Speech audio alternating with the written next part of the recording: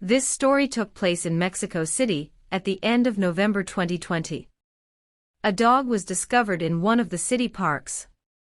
It was tied to a bench with a leash, and there was a note next to it. Passers-by were deeply moved by the scene, and immediately called the local stray animal shelter, Mascotas Coyoacan, asking for the help of volunteers to find the dog's owner.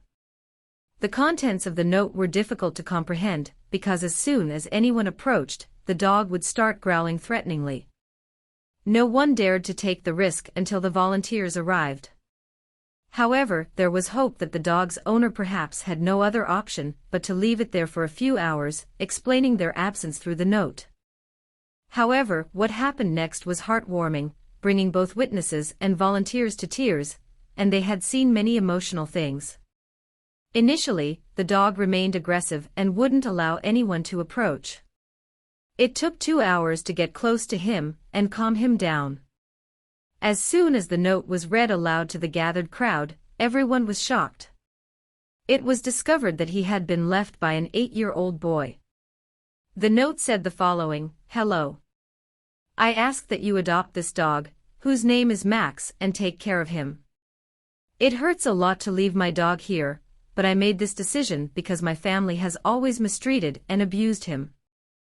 I was very sad to see him suffer in these terrible conditions.